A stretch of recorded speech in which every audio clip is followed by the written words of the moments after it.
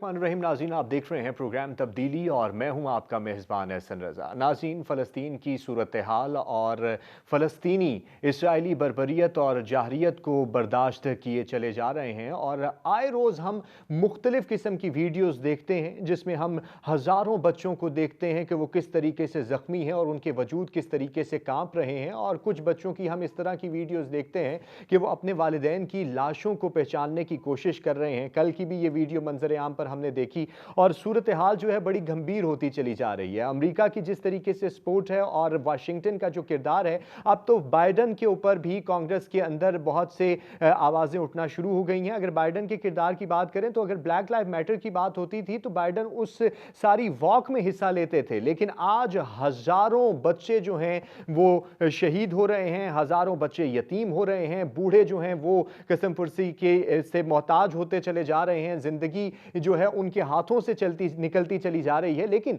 इस सारी सूरत हाल में पूरी दुनिया खामोश है और पूरी दुनिया की खामोशी की वजह क्या है, इसके ऊपर आज के प्रोग्राम में बात करेंगे।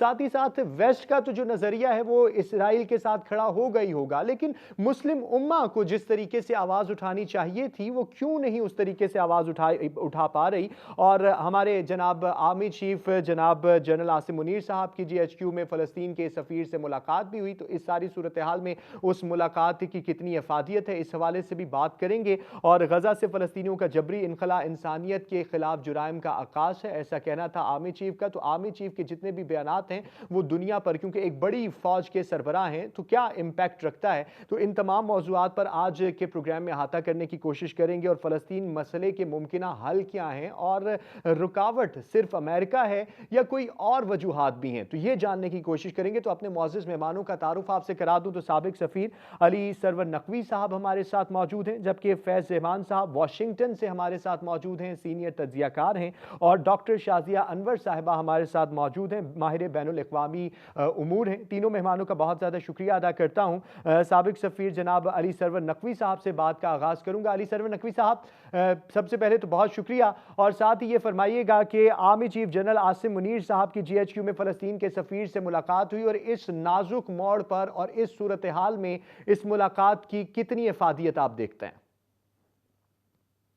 जी हाँ, मैं समझता हूँ ये बहुत ही अहम मुलाकात थी और जो फ़लस्तीन के सफ़ीर हैं, जिनको मैं ज़ाती तौर पे जानता हूँ, एम्बेसडर रज़वान, वो उनसे बड़े अच्छी तरह मिले और आर्मी चीफ़ का भी बहुत ही मुस्बत और बरादराना रवैया था और वो बड़ी खुशहाली की विज़िट थी। मगर देखिए, जो उम, जो मुकम्मल प्रॉब्लम है, जो ब्रॉडर इश्यू जिसको कहते हैं, वो तो बहुत बड़ा है और जी। उसमें इस वक़्त पाकिस्तान की हिमायत अहमियत तो ज़रूर रखती है। लेकिन इस वक़्त एक बहुत बड़ा बहरान मशरिक़ वस्ता में बर्पा हो गया है और ये फ़लस्तीनी मारे जा रहे हैं, हज़ारों की तादाद में। फ़लस्तीन के गाज़ा के इलाके में, जो कि समुंदर पे पे है लोकेटेड, वहाँ तो एक पहले ही एक कैद खाने की सूरत थी और अब वो कैद खाना भी ढाया जा रहा है, तबाह हो रहा है। वहाँ के बाशिंदे अब पता नहीं किधर जाएँगे। उनकी मतलब कि 10 लाख से ज़्यादा आबादी जो है वो जुनूब की तरफ जा रही है, मगर वहाँ जुनूबी खित्ते में भी बमबारी हो रही है। तो ये तो इज़राइल की तरफ से ये कुछ हो रहा है और दूसरी तरफ हमास जो है वो तुला हुआ है। वो अ, हार नहीं मानेगा क्योंकि वो कहते हैं कि हम अ, पहले ही से दीवार के साथ खड़े कर दिए गए हैं। We have been pushed against the wall. तो अब हम हमें कुछ हम लूज़ नहीं करेंगे। हम जो कुछ है, हम अब बाइज़्ज़त मौत को कबूल करते हैं बनिस्बत ज़लालत के, हम्म। बनिस्बत एक किस्म की ह्यूमिलिएशन के। तो ये 2 फरीक एक दूसरे के खिलाफ खड़े हैं। अच्छा, दूसरी तरफ जो खित्ते के बाकी ममालिक जिनका आपने ज़िक्र किया, वो वहाँ पे अभी तक कोई रिएक्शन ख़ास नहीं हुआ है। वहाँ के 2 पहलू हैं।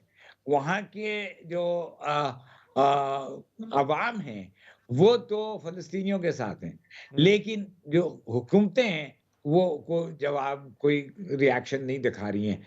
ये मुझे याद आता है जब हमारा एटमी टेस्ट हुआ था 98 में, तो उर्दून में मैं सफ़ीर था, तो उस वक़्त वो आके सड़क से लोग आके मुझे गले मिलते थे और कहते थे कि साहब ये बहुत बड़ा कमाल है, सारे मुसलमान दुनिया के लिए बाइस फ़ख्र है। और मगर उर्दून की हुकूमत की तरफ से कोई there was no response and there was no reaction. तो ये तज़ाद है। अब आज भी अवाम जो है, वो चाहे आप उर्दून में ले लें, मिस्र में ले लें, जिनके ताल्लुकात हैं, सफ़ारती ताल्लुकात हैं इज़राइल से, या सीरिया ले लें, लेबनान ले लें, इराक़ ले लें, हर जगह अवाम जो है वो फ़लस्तीनियों के साथ है। लेकिन हुकूमतें जो हैं वो जैसे कि बिल्कुल साँप सूँघा हुआ है, वो चुप बैठी हैं। अच्छा, अली सर नकवी और साहब, मैं आपकी जानिब आता हूँ और आपसे जानने की ये कोशिश भी करूँगा कि ये तज़ाद क्यों है। हमारे साथ वाशिंगटन से फैज़ रहमान साहब मौजूद हैं। फैज़ साहब, वाशिंगटन, आप वहाँ पर मौजूद हैं, सूरत हाल को बड़े करीब से देखते हैं, जांचते हैं, परखते हैं। ये फरमाइएगा कि जिस तरीके से अब बाइडन पर भी आवाज़ें उठना शुरू हो गई हैं कांग्रेस में, तो वहाँ पर क्या माहौल क्रिएट होता जा रहा है? जी, बहुत-बहुत शुक्रिया एहसन। देखिए, जहाँ तक वाशिंगटन में जो मामलात हैं, ख़ुसूसन बल्कि पूरे अमेरिका में इस वक़्त, जैसे कि हमारे एम्बेसडर नक़वी साहब ने फ़रमाया कि जो अवाम का जहाँ तक ताल्लुक़ है, तो एक अनप्रेसिडेंटेड वे में यहाँ पर बड़े-बड़े जो हैं प्रोटेस्ट्स निकले हैं, जिसमें हज़ारों की तादाद में मुसलसल लोग बाहर निकल रहे हैं। New York, Washington, Los Angeles, Chicago, Michigan, कोई ऐसा बड़ा शहर, इवन जो छोटे और मिड साइज़ जो शहर हैं, वहाँ पर भी मुसलसल मुज़ाहरे हो रहे हैं। और यही वजह है कि आप देखिए कि बाइडेन का जो अब थोड़ा-सा जो जो नैरेटिव है, वो एक जो पहले शुरू में बिल्कुल एक टोटली एक तरफ़ा था, अब वो मुख्तलिफ़ चीज़ों की बात कर रहे हैं। कल खुद ब्लिंकन ने बाकायदा ये यूएन में ये बयान दिया, हालाँकि कुछ चीज़ें उन्होंने बहुत सी जो कि एक रिवायती जो उनकी एक हिमायत है इज़राइल की, उसके बारे में कहीं। लेकिन एक बात बहुत अहम उन्होंने की कि इस पूरी सूरत हाल का वाहिद हल यही है कि वहाँ एक फ़लस्तीनी रियासत, एक आज़ाद फ़लस्तीनी रियासत, खुद मुख्तार फ़लस्तीनी रियासत कायम की जाए। लेकिन बाइडेन एडमिनिस्ट्रेशन के हाथ बहरहाल बंधे हुए हैं और इसमें खुद बाइडेन साहब का भी बहुत बड़ा एक हाथ है। अगर हमारे नाज़रीन पता नहीं वो वीडियो देख चुके हैं नहीं, कोई एक 20 से 25 साल पहले की बात है कि खुद बाइडेन ने सेनेट में खड़े रह के ये कहा था एक्सक्यूज़ मी, कि अगर वो जो उस वक़्त $3 बिलियन की इमदाद दी जा रही थी इज़राइल को और सेनेट में बहस हो रही थी, कुछ लोग मुखालफत कर रहे थे उसकी। तो उन्होंने कहा कि ये हमारे लिए एक बहुत मामूली सा इन्वेस्टमेंट है इज़राइल के लिए, और इज़राइल हमारा एक मेन स्ट्रैटेजिक एसेट है। और अगर इज़राइल नहीं होता, तो हमको इज़राइल को इन्वेंट करना पड़ता। ये हमारे मौजूदा सदर की जो एक ओवरऑल जो अगर आप पिछले कई दहाइयों की सोच है। तो आप ये समझ सकते हैं कि जो एक हुकूमती सतह पर बहरहाल एक मुकम्मल सपोर्ट है, लेकिन अमेरिका वाहिद मुल्क है जहाँ से हमें थोड़ी बहुत तवक्को है कि शायद फ़लस्तीनियों को थोड़ा-सा रिलीफ़ मिले। और आप ये देखिए कि जो इस वक़्त जो ग्राउंड इन्वेजन को डिले किया जा रहा है, तो उसमें इनका बाइडेन एडमिनिस्ट्रेशन का काफ़ी हाथ है। इसमें उन्होंने उसको रोकने की कोशिश की, बल्कि अभी की आज की खबर ये है कि वो शायद इसलिए वॉल स्ट्रीट जर्नल ने जो एक खबर दी है कि वो शायद इसलिए रोका जा रहा है कि बाइडेन एडमिनिस्ट्रेशन उनको एक नया defence system, missile defence system जो है वहाँ पहुँचा रहा है। लेकिन तो ये फैज़ साहब ये भी फरमाइएगा कि साथ तो जो आप बात कर रहे हैं वो बात भी है, लेकिन दूसरी जानिब ये भी कहा जा रहा है कि जब तक गज़ा से निकलते नहीं हैं तब तक ये तमाम की तमाम कार्रवाइयाँ जारी रहेंगी और अमेरिका की तो मुकम्मल सपोर्ट जो है वो इसराइल के साथ है, यानी कि हमारी थपकी, हमारा आशीर्वाद आपके साथ है। हाँ, देखिए इसमें यहाँ से थोड़े से जो बयानात हैं वो मुख्तलिफ हैं। मिसाल के तौर पर पहले तो ये कहा जा रहा था हाँ, इनको निकलना चाहिए और वहाँ से बाकायदा मिस्र के साथ जो जो रफ़ा जो बॉर्डर है उस पर निगोशिएशंस हो रही थी, खोला जाए ताकि फ़लस्तीनी वहाँ से निकलें, और फिर वहाँ से एक ज़ाहिर रेजिस्टेंस आया जनरल सिस्टी की तरफ से, तो आपने देखा कि वो बात वहीं रह गई, लेकिन इमदाद ज़रूर जा रही है। हम्म। लेकिन एक कुछ ढके छुपे अल्फाज में जब ब्लिंकन ने ये कहा कि गाज़ा के लोगों को चाहिए कि वो हार्म्स वे से हटें, यानी कि इसमें इसकी एक तौजी या इससे तशरीह ये भी की जा सकती है कि वो चाहते हैं कि वहाँ से वो लोग निकल जाएँ। देखिए, अच्छा, फिर दूसरी बात ये कि जैसे मैंने इससे पहले अर्ज़ किया कि, और हमारे एम्बेसडर साहब ने भी फरमाया कि जो हमारी अपनी जो हुकूमतें हैं, एक एक सिंबॉलिकली, एक अलामती तौर पर तो हम लोगों ने ज़रूर स्टैंड लिया है और बहुत वाज़ेह लिया है, इसमें कोई शक नहीं है। सिसी साहब ने बिल्कुल, जनरल सिसी ने एक लाइव टीवी पर ब्लिंकन को बैठ के बातें सुनाई। अब शाह अब्दुल्ला जो उर्दून के हैं, उन्होंने भी कहा कि हमारी रेड लाइन्स हैं, हम ये बर्दाश्त नहीं कर सकते। और भी हुकूमतों की जो है खुल के कम अज़ कम अलामती तौर पर बयानात सामने आए हैं। लेकिन अगर कुछ अमली तौर पर अगर कुछ हो सकता है, तो वो भी जो रिलीफ़ फ़लस्तीनियों को मिल सकता है, तो वो वेस्टर्न कंट्रीज़ से ही मिल सकता है, जिसमें अमेरिका ज़ाहिर है सर-ए-फ़हरिस्त है। तो खुद अब बाइडेन ने जो अपना थोड़ा-सा यहाँ जो लोकल जो इंटरनल प्रेशर, जैसा आपने भी फरमाया था कि कांग्रेस में भी इस वक़्त मुस्लिम अरकान मौजूद हैं, हम्म। जिन्होंने बड़ी आवाज़ें उठाई हुई हैं, बार-बार करारदाद पेश कर रहे हैं, लेटर्स लिखे जा रहे हैं। और खुद यहाँ पर इवन जो मॉडरेट जूविश ऑर्गेनाइज़ेशंस हैं, उन्होंने जुलूस निकाले हैं। एक आपको शायद आपके नाज़रीन को मालूम हो कि बाकायदा कैपिटल हिल पर कोई 400-500 जो जूविश ऑर्गेनाइज़ेशंस के लोग थे, वो अंदर पहुँचे और वहाँ पर उनको अरेस्ट भी किया गया। तो आवाज़ें उठ रही हैं, और हमको मैं देखिए, अच्छा लगे, बुरा लगे, लेकिन कम से कम मुझे उम्मीद ये है कि अगर वहाँ फ़लस्तीनियों को थोड़ा बहुत रिलीफ़ मिलेगा, तो वो अमेरिका की पॉलिसी में जो थोड़ी बहुत तब्दीली आएगी, थोड़ा नैरेटिव चेंज होगा, तो वो मिलेगा। यानी इस सारी बाइडेन सूरत ने हाल वाज़ेह में तौर पर, नैरेटिव चेंज होता हुआ आपको नज़र आ रहा है। सर, मज़ीद मैं इस पे आपका पॉइंट ऑफ व्यू लेता हूँ। डॉक्टर शाज़िया अनवर साहिबा हमारे साथ मौजूद हैं, माहिर बैनुल-अक़वामी अमूर हैं। डॉक्टर साहिबा, फरमाइएगा, अक़वाम मुत्तहिदा का किरदार और अंतोनियो गुतेरेस बारहा बहुत सी बातें करते हुए नज़र आए, लेकिन आपने इसराइल की जाहिरियत देखी कि उन्होंने उन्हीं से ही इस्तीफ़े का मुतालबा कर दिया। अक़वाम मुत्तहिदा तो हमेशा से, आपको पता होगा कि वो अपनी सिलेक्टिव ब्लाइंडनेस का उसको एक प्रॉब्लम है। जी। तो जो वो देखना चाहते हैं वो देख लेते हैं, जो नहीं देखना चाहते हैं वो नहीं देखते हैं। मुझे कोई ख़ास उनसे इस मामले में उम्मीद नहीं है। उम्मीद अगर रखी जा सकती है तो वो हमारे ऑयल रिच कंट्रीज़ हैं, जो कि बहरहाल कोई इम्पैक्ट भी कर सकते हैं और इसराइल को अपनी टर्म्स पे भी ला सकते हैं।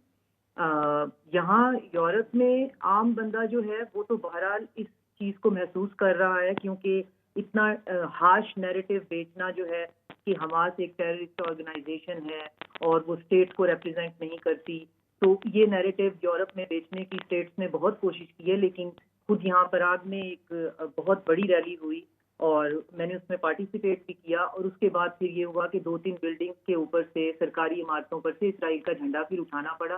तो जी। जैसे बाकी दोस्त साहब फरमा रहे हैं कि जो आम बंदा है उसको वो इस वक्त स्टेट नैरेटिव खरीदने पे रजामंद नहीं है। जहाँ तक आपका सवाल था कि अक़वाम मुत्तहिदा इस सिलसिले में क्या उसका कोई किरदार हो सकता है या नहीं हो सकता?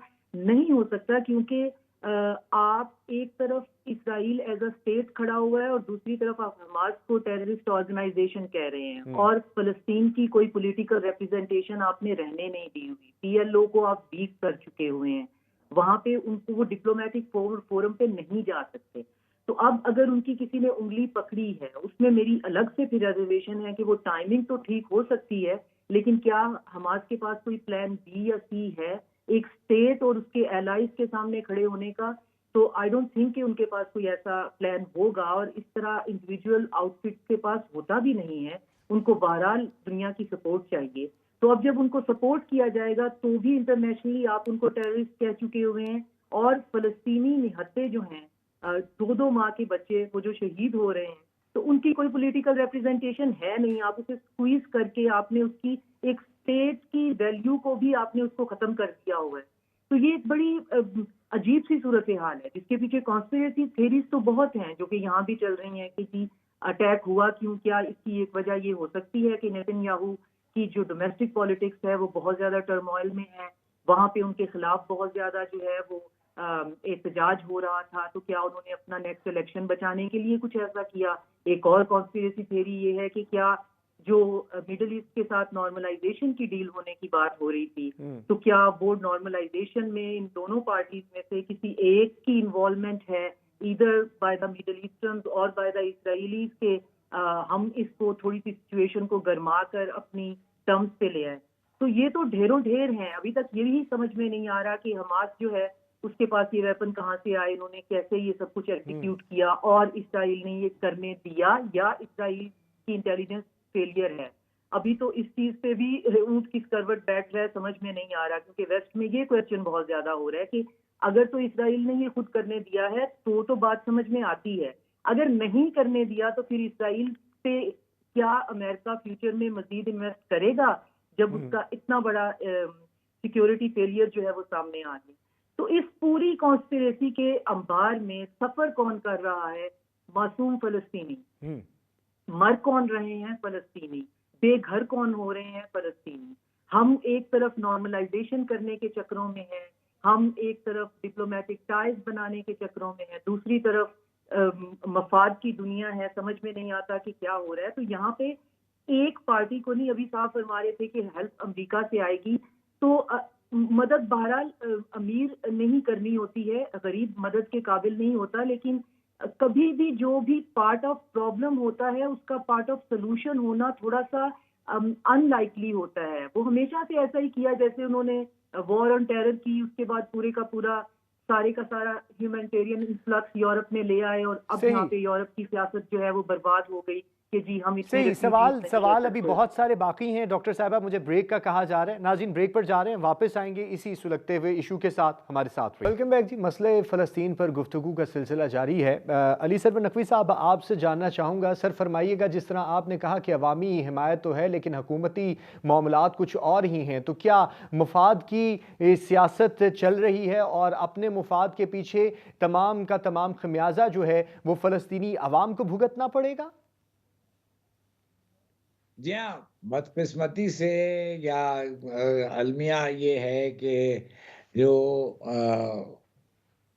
सारा ये मलबा इसका जो है वो उन्हीं के ऊपर पड़ रहा है, और जंग की सूरत जो है वो ऐसी है। देखिए इसमें हम एक वन साइडेड व्यू लेने के आदी हैं। हम फ़लस्तीनी ज़ाहिर है मज़लूम हैं, ज़ाहिर है उनके साथ ज़्यादतियाँ हो रही हैं, लेकिन इस वक़्त फ़लस्तीनियों ने, हमास ने जो एक्शन लिया है वो रॉकेट्स चलाए इज़राइल पे। और मज़े की बात ये है कि आयरन डोम जो उनका एक बहुत ही सेलिब्रेटेड टेक्नोलॉजिकल अचीवमेंट था कि वो मिसाइल्स को रोक सकता है सब कुछ, लेकिन आयरन डोम जो है वो रॉकेट को नहीं रोक पाता है, क्योंकि it is below the radar. It is below the radar, तो they can still hit people in Israel. तो ये क्यों किया? इसलिए कि वो इस अब सूरत में है कि उन they have nothing to lose, वो कुछ नहीं कर सकते हैं, तो जाहिर है उनके ऊपर हमला जिस हद तक, जैसे कि डेविड और गुलायत में डेविड ने पत्थर मारे थे गुलायत पे, जो कि एक देव था, जायंट था। तो ये एक डेविड गुलायत का किस्सा है। लेकिन हमास एक बहुत बड़ी इंपॉर्टेंट ऑर्गेनाइजेशन है। मैं समझता हूं कि उसने जिस तरह पीएलओ को डिस्प्लेस किया, और वो पीएलओ मेरे सामने डिस्प्लेस हुई है। मैं यासिर अराफात से मिला करता था जब मैं उर्दू में सफीर था, और मैं पाकिस्तान का नुमाइंदा था पीएलओ से बातचीत करने के लिए। तो वो पीएलओ की अहमियत उस जमाने में इतनी थी कि सारे फलस्तीनी पीएलओ के अंडर में थे। हमास ने उनको रिप्लेस किया, और हमास, मैं नहीं इससे एग्री करता कि वो उनके पास प्लान कोई नहीं है। बहुत उनके पास जरूर एक बड़ा सोचा समझा प्लान है, और वो क्या है मैं समझ सकता हूं, मुझे नहीं मालूम क्या प्लान है, लेकिन मेरा ख्याल है कि जो और तंजीमें हैं, जैसे हिजबुल्लाह है, अल कासिम ब्रिगेड है, और सीरिया की फोर्सेस हैं, सीरिया वो इराक में हैं तंजीमें, ये नॉन गवर्नमेंटल ऑर्गेनाइजेशंस बहुत सी हैं जिनके साथ मिलकर सब हमास जो है इजराइल को हर तरफ से तंग करने पे तुला हुआ है और वो हमास रुकेगा नहीं। इस वक्त हिजबुल्ला अगर इजराइल के ऊपर रॉकेट चलाने लगे जनूबी लेबनान से, तो इजराइल के लिए कहीं ज्यादा मसले खड़े हो जाएंगे। This is like lots of small pin prix that will be launched on Israel and this will continue. तो अब आगे चल के क्या ये हुर्मुज को भी ब्लॉक कर सकते हैं। हिजबुल्ला जो है हुर्मुज के जो चैनल को, स्ट्रेट्स ऑफ हुर्मुज को ब्लॉक कर सकता है, तेल रुक की तजारत रुक सकती है, बहुत कुछ हो सकता है। ये एक this is a battle to to decide one way और द अदर कि क्या होना है, क्योंकि बहुत सालों से चिटपुट चल रहे थे, झगड़े, फसादात, लड़ाइयाँ। लेकिन अब ये वक्त मेरा ख्याल है हमास ने सोचा है कि they have to decide one way और अदर कि चाहे जिंदा रहेंगे, चाहे एक इज्जत की मौत मरेंगे। और this is a last desperate attempt of Hamas to fight it out. यानी कि अपनी ज़िंदगी की जंग के लिए उन्होंने आखिरी फैसला ये कर लिया है और इसकी सिलेक्शन भी कर ली है। फैज़ ईमान साहब, आप फरमाइएगा, जिस तरह हमने मुस्लिम ममालिक के हवाले से बात की और आपने कहा कि इस सारी तब्दीली में जो अगर सेटलमेंट होती है तो अमेरिका का किरदार बहुत ज़्यादा उसमें अहम है और वाज़े होगा, तो ये भी फरमाइएगा कि मुस्लिम ममालिक समेत जो आलमी दुनिया की फ़लस्तीनी शहीदों और बच्चों की अमवात पर और मासूम लोगों की जानों की अमवात पर जो खामोशी है, क्या इसके पीछे अमेरिका है और फ़लस्तीन मसले की हल की रुकावट भी अमेरिका ही है? देखिए, पहले सवाल का जवाब तो ये है कि ज़ाहिर है हरगिज़ नहीं। अगर आप खामोश अगर रहेंगे, और मैं नहीं समझता कि खामोश बहैसियत मजमूई ऐसी कोई खामोशी आपको नज़र आ रही है। मुज़ाहरे भी हो रहे हैं और अहम बयानात भी सामने आ रहे हैं। हाँ, कोई अमली तौर पर कोई ऐसा नहीं हो रहा है कि बाकायदा पूरी मुस्लिम दुनिया की तरफ से कुछ किया जा रहा हो। लेकिन आप ये देखिए, जो इस वक्त जो इमदाद वगैरह जो है मिस्र के बॉर्डर के ज़रिए जा रही है, उर्दून के जो मामलात हैं। लेकिन देखिए, जो असल बात है, और मैं अगेन जो हमारे एम्बेसडर नकवी साहब की बात को थोड़ी सा आगे बढ़ाना चाहता हूँ कि जब खुद एक इजराइल ने और वेस्ट ने एक जो नैरेटिव तश्कील दिया है, इसको ये कहा है कि इजराइल हमास वॉर। तो जब ये दो वॉर्स हैं, हालांकि मैं नहीं समझता कि एक तंजीम और एक बाकायदा एक इस नेशन स्टेट के दरमियान बाकायदा वॉर्स होती हैं, लेकिन चलिए अगर आप उन्हीं की बात मान लें, तो इस वक्त जो हमास ने किया है, देखिए दो तीन तो ऐसे वाजे उन्होंने मकासद हासिल किए हैं। पहली बात तो ये कि जो नॉर्मलाइजेशन हो रही थी ताल्लुकात की सऊदी अरब के साथ, और इसमें पाकिस्तान को भी घसीटा जा रहा था और पाकिस्तान के लिए ज़ाहिर एक मुश्किल एक मरहला आने वाला था, वो यकदम रुक चुका है। वो मामला बिल्कुल, अब तो मैं नहीं समझता कि वो बिल्कुल किसी भी तरह से आगे बढ़ेगा। दूसरी बात ये हुई है कि जो एक फसाड क्रिएट किया हुआ था, या एक जो इमेज था इसका इजराइल का, कि उनकी इंटेलिजेंस एजेंसी जो है वो टॉप एजेंसी है, और दूसरी बात ये कि उसका जो डिफेंस सिस्टम है वो ऐसा है कि वो पेनिट्रेट ही नहीं किया जा सकता। वो तमाम जो एक फसाड था वो धड़ाम से गिर गया। और आप ये देखिए, इसमें बेशक हमारी डॉक्टर साहब ने फरमाया कि कंस्पिरेसी थ्योरीज भी सामने आ रही हैं, लेकिन वो कुछ करीने कयास नहीं लगती। उसकी वजह यह है कि आप ये देखिए, जो नर्वसनेस और जो एक खलबली मच गई थी वेस्टर्न कैपिटल्स में, और बहुत बड़ी बात है कि बाइडेन तक को वहां जाकर एक 8 घंटे बैठकर रीअश्योर करना पड़ा, क्योंकि इजराइल का मामला ये है कि वहां जो लोग रहते हैं उनमें से अक्सर या तो बाहर से आए हुए हैं या बाहर से आए हुए लोगों की औलादें हैं। तो अगर वहां, और वो इसलिए वहां रह रहे हैं कि एक सिक्योरिटी का उनको एक एश्योरेंस दिया गया है कि इससे very secure place to live. अगर ये बात वाजे हो गई कि नहीं, ये इजराइल बेयारो मददगार है और इस पर ये छोटी मोटी आसपास की तंजीमें हमला करके इतना शदीद नुकसान पहुंचा सकती हैं, तो वो तमाम लोग वहां से छोड़ के चले जाएंगे। और जो लोग आते हैं देखने साइट सीइंग के लिए या टूरिस्ट, उनका भी आना बहुत मुश्किल है। तो ये जो हमास ने जो किया है, मैं इस वक्त उसकी इस बहस में नहीं पढ़ना चाहता कि उनको ये करना चाहिए था, नहीं करना चाहिए था। बहरहाल जो सिविलियन डेथ्स हुई हैं, जो अमवात हुई हैं, हम सबको अफ़सोस है। दोनों तरफ उसको कंडेम करना चाहिए। लेकिन इनका जो मूव था वो ऐसा स्ट्रैटेजिक मूव है कि जिसने पूरे मिडल ईस्ट को नहीं बल्कि पूरी दुनिया को इस वक्त उथल-पथल कर दिया। इन्हें बिल्कुल एक जो स्टेटस क्वो था उसको डिस्टर्ब करके मजबूर कर दिया है कि लोग ऐसी बातें करें। आज अमेरिका के सदर साहब अपने री-इलेक्शन के चक्कर में पड़ गए हैं। देखिए, इस वक्त हालत ये है कि अगले साल यहाँ इलेक्शंस हैं। बाइडेन साहब री-इलेक्शन के लिए उन्होंने बाकायदा कैंपेन तो शुरू नहीं की, लेकिन 3-4 ऐसी स्टेट्स जो कि बैटल ग्राउंड स्टेट्स कही जाती हैं, वहाँ मुसलमानों के वोट्स बहुत इम्पोर्टेंट है। मिशिगन हुई, वर्जीनिया हुआ, नॉर्थ कैरोलिना हुआ। तो ये वो स्टेट्स हैं, इवन टेक्सास कि जहाँ मुसलमानों की एक बहुत बड़ी तादाद अब हो चुकी है। अगर इसमें से 2-3 स्टेट्स भी बाइडेन हार गए, तो ये सिर्फ एक टर्म प्रेसिडेंट रहेंगे और ये बहुत इट्स वेरी लाइटली।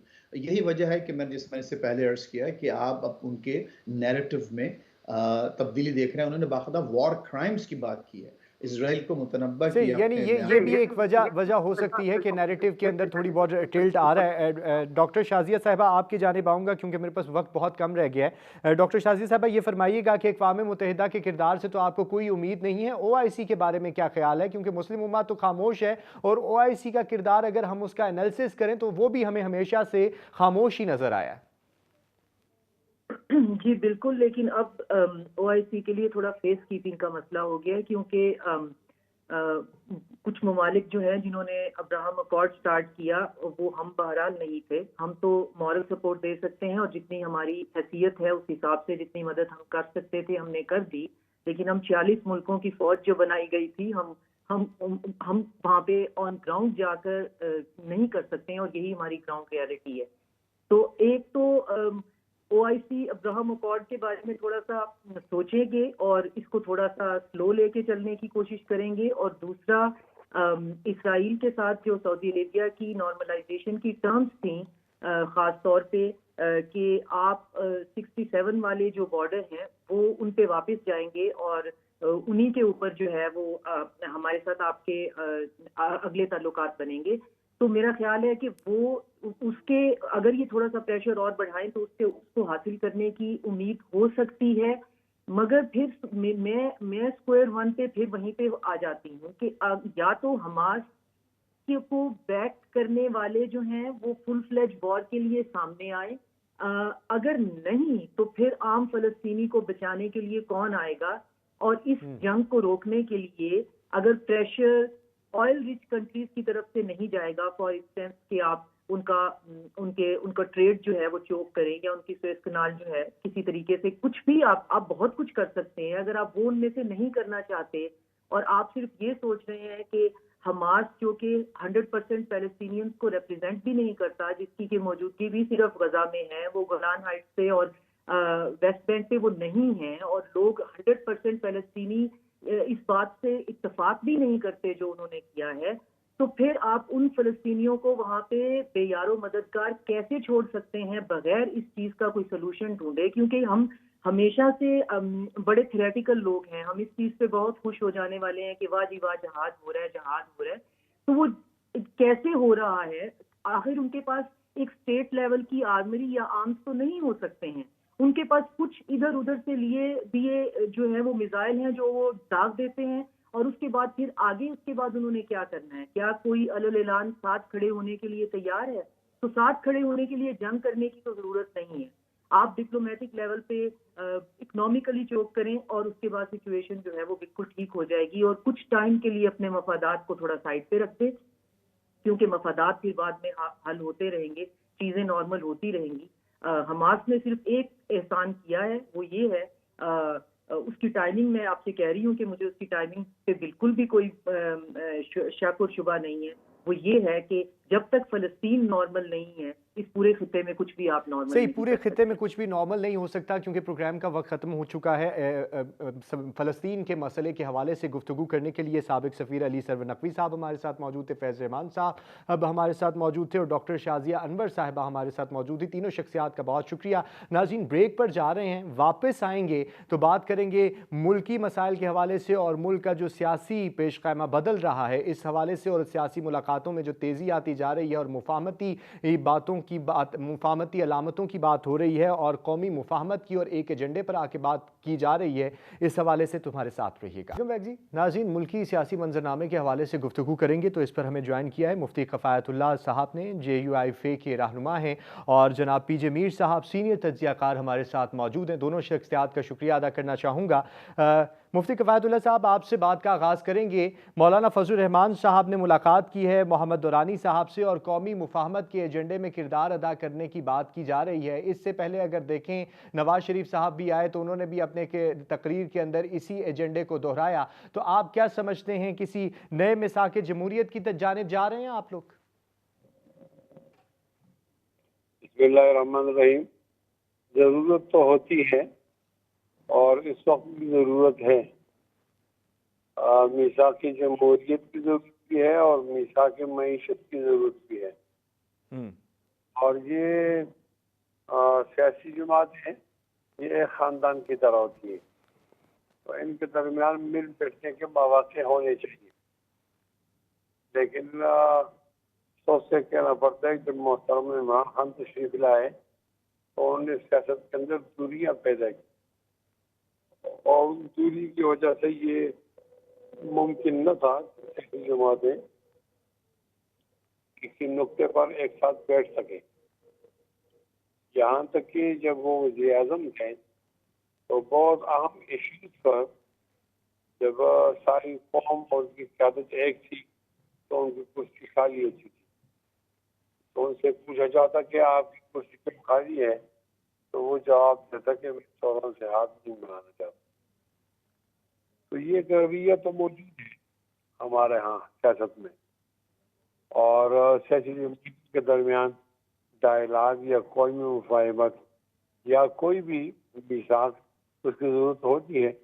अगर ऐसा माहौल बन जाए जिसके अंदर सियासी जमातें एक साथ बैठ सकें और ये गाली और गलौज और तूफानी बदतमीजी ख़त्म हो, तो ये तो सियासत के लिए एक नेक शगुन है।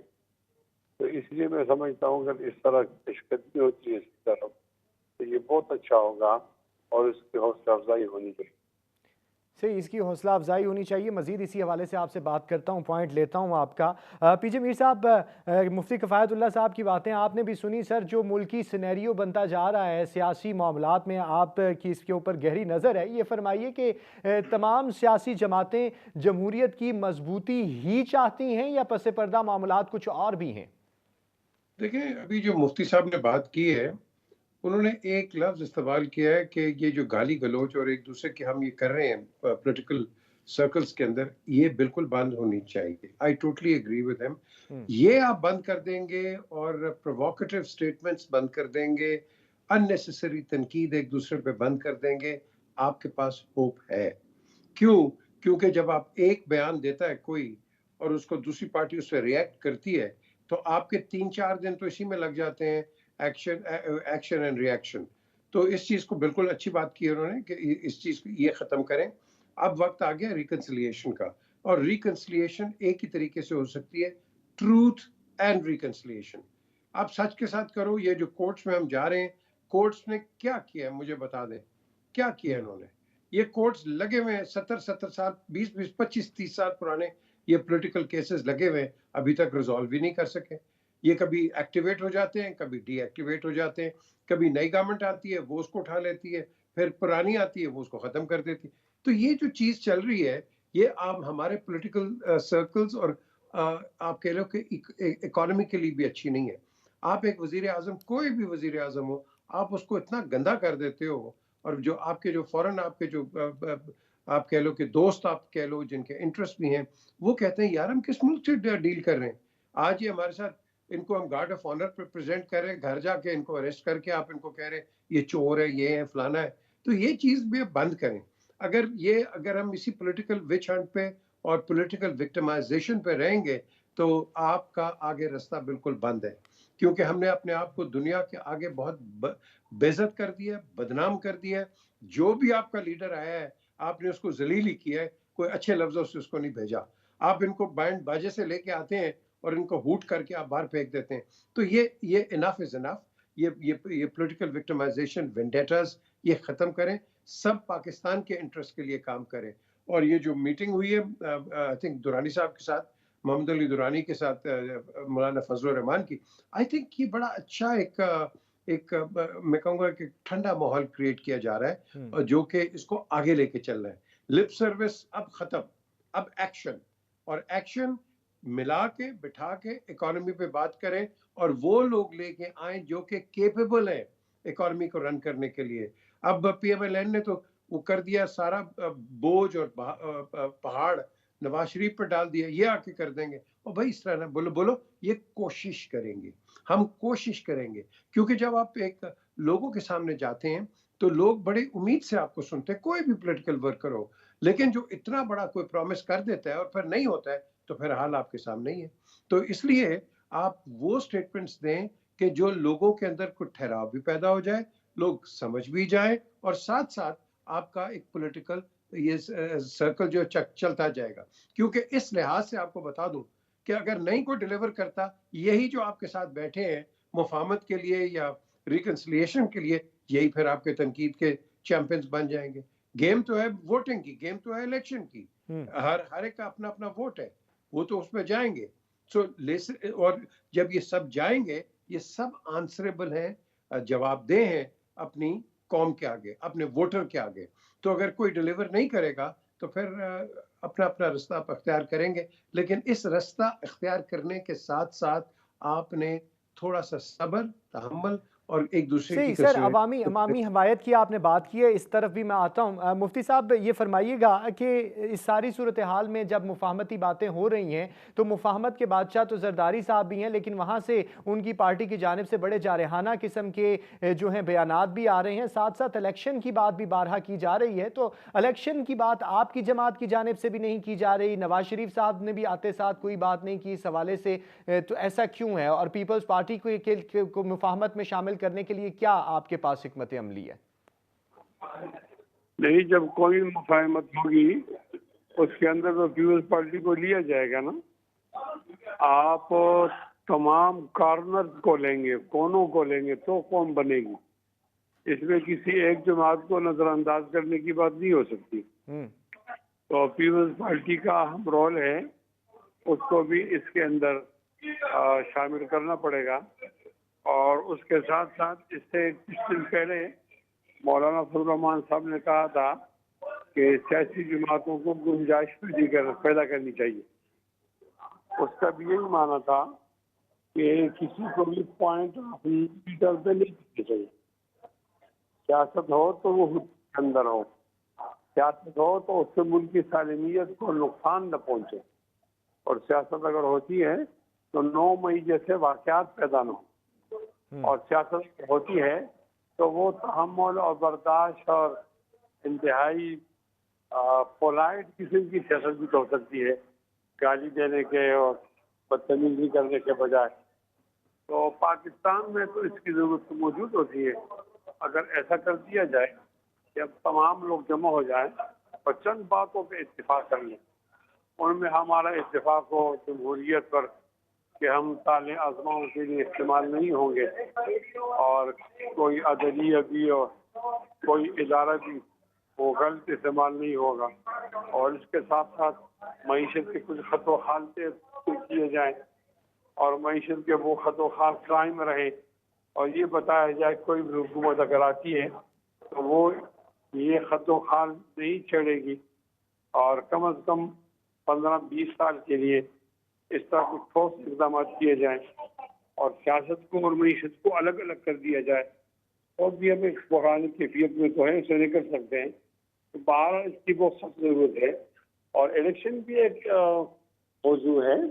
जब आप कौमी मुफाहमत के अंदर बहुत सारी बातें आप डिस्कस करेंगे, उसके लिए ये भी क्यों जाए कि इलेक्शन कब होने चाहिए।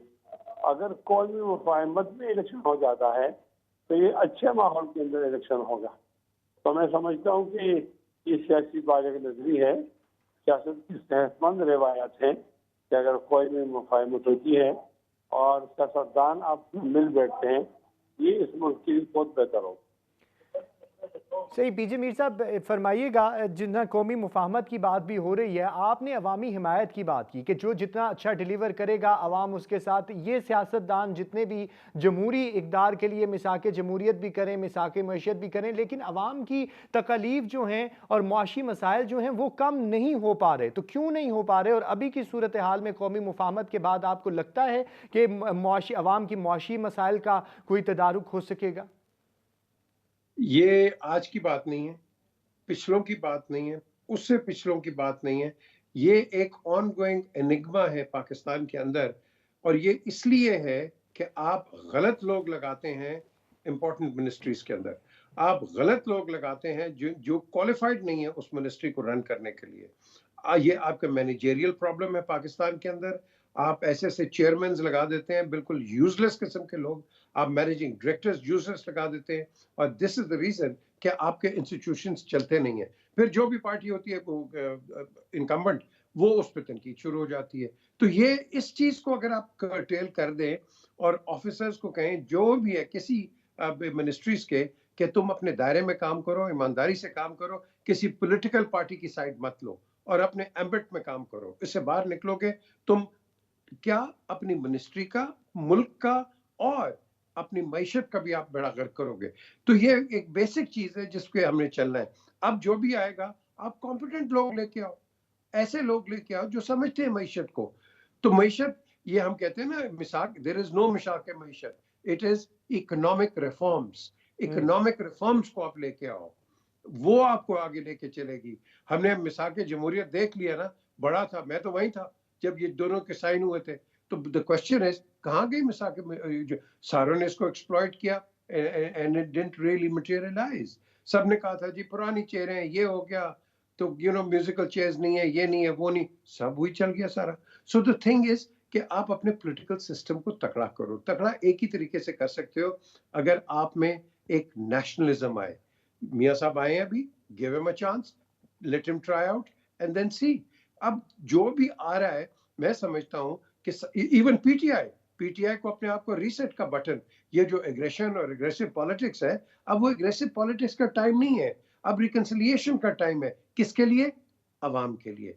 अगर अवाम का हम कुछ सोचते हैं, इनकी महंगाई को कम करना है, इनके रहने सहने और जीने का कम बेहतर बनाना है। सही। तो सर टाइम खत्म हो गया, माजरत के साथ मेरे प्रोग्राम का टाइम खत्म हो गया। बहुत शुक्रिया दोनों मेहमानों का। नाज़रीन अपना बहुत सारा ख्याल रखिएगा। मुझे दीजिए इजाज़त। अल्लाह हाफ़िज़।